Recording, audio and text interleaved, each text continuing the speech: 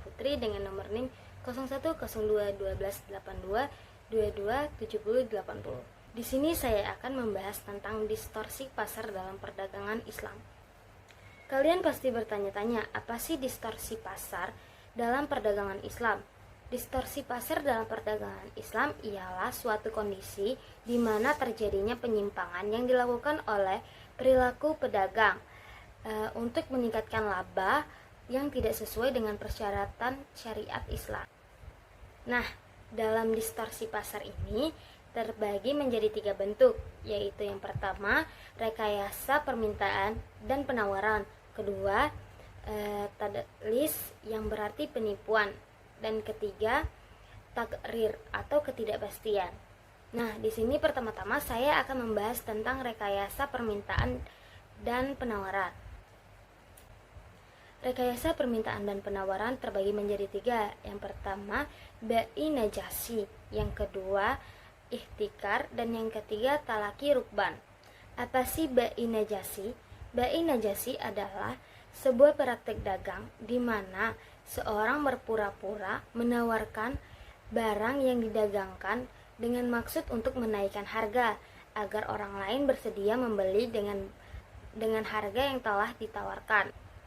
Nah, contoh studi kasusnya, misalnya aku menjual tas dengan harga 7.000, yang dimana harganya itu relatif lebih tinggi dibanding harga pasaran. Nah, aku menyuruh temanku untuk memuji tasku, memuji kualitas tasku, dan menawarkan harga yang lebih tinggi. Nah, dimana itu agar menarik perhatian orang lain untuk membeli barangku.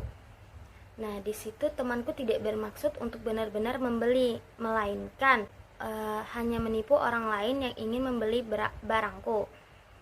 Nah, kondisi ini merupakan transaksi najasi yang diharamkan dalam perdagangan Islam. Ibnu Umar radhiyallahu anha berkata, Rasulullah shallallahu alaihi wasallam melarang keras praktik jual beli najasi. Di dalam hadis riwayat Tirmizi, Rasulullah Shallallahu Alaihi Wasallam bersabda, janganlah engkau sekalian melakukan penawaran barang tanpa maksud untuk membelinya. Dan kedua, ihtikar. Apa sih ihtikar? Ihtikar berarti melakukan penimbunan barang dengan tujuan spekulasi, sehingga ia mendapatkan keuntungan yang lebih besar di atas keuntungan normal. Dalam hal ini, penimbunan barang atau monopoli tidak dilarang dalam ajaran Islam, melainkan mengambil keuntungan jauh lebih tinggi di atas keuntungan normal itulah yang merusak mekanisme pasar, dan itu dilarang.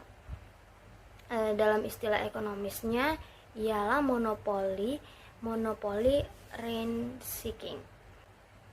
Nah, di sini saya akan mengambil studi kasus dari masa corona kemarin. Awal-awal kan penjualan masker itu tidak tinggi ya harganya, relatif lebih rendah, standar lah. Nah, dari harga yang standar, penjual tersebut menimbun mengestok barang masker itu dengan banyak, lalu menjualnya kembali pada saat harga tersebut telah melonjak tinggi. Nah, itulah yang disebut dengan ihtikar. Next, selanjutnya saya akan membahas tentang talaki rukban. Apa sih talaki rukban itu? Talaki rukban merupakan suatu tindakan yang dilakukan oleh pembeli yang tidak menginformasikan harga yang sesungguhnya yang terjadi di pasar. Nah, contoh studi kasusnya ketika kita lagi di desa. Nah, terus kita melihat orang yang lagi panen buah gitu kan. Nah, kita tuh ingin membeli. Nah, tapi posisinya penjual tersebut tidak tahu harga pasaran buahnya itu. Nah, dia mengajukan harga tersebut misalnya 10.000. Nah, sedangkan harga pasaran tuh kita mengetahuinya kalau harga pasaran tuh 15.000. Nah, disitulah kita mengambil manfaat dari ketidaktahuan si penjual. lalu kita tuh kayak mengambil keuntungan lah ya. Nah, kita tidak memberitahu kalau harga pasaran tuh 15.000. Nah, itu yang disebut dengan talaki rukban. Tidak memberitahukan informasi yang sebenarnya. Nah, selanjutnya saya akan membahas tentang tadlis atau penipuan. Itu berarti kondisi di mana salah satu pihak tidak mengetahui kondisi yang sebenarnya, sehingga pihak yang mengetahui informasi tersebut memanfaatkan kondisi untuk menguntungkan dengan menipu pihak yang tidak tahu. Nah, di sini studi kasusnya itu semacam ketika aku menjual baju. Nah, baju tersebut memiliki kerusakan. Contohnya adalah bolong sedikit di bagian belakang dan si pembeli tidak melihatnya.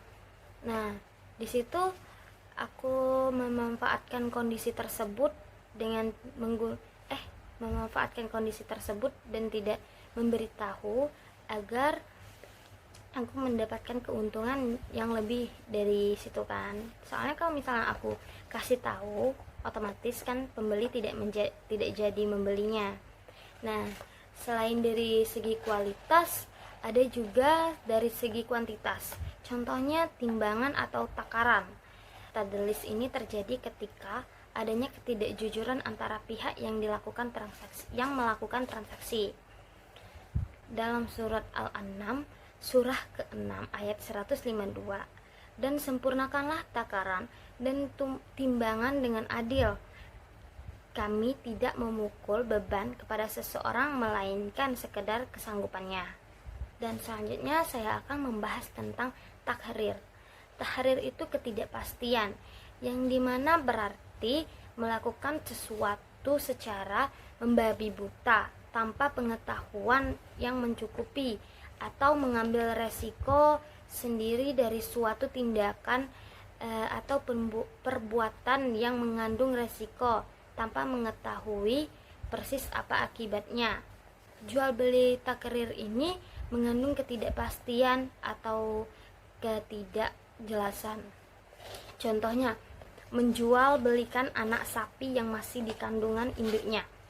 Nah, di sini kan kita tidak tahu ya kondisi anak sapi itu setelah lahir bagaimana, ataukah dia sehat ataukah dia sakit. Nah, ketidakpastian dalam hal-hal inilah menimbulkan kezaliman kepada salah satu pihak dengan perolehan keuntungan yang tidak dibenarkan, rusaknya akad, dan menimbulkan perselisihan di antara kedua belah pihak. Nah guys, sudah selesai penjelasan saya. Lebih dan kurangnya saya mohon maaf. Kepada Allah saya minta ampun. Wabillahi taufik wal hidayah. Wassalamualaikum warahmatullahi wabarakatuh.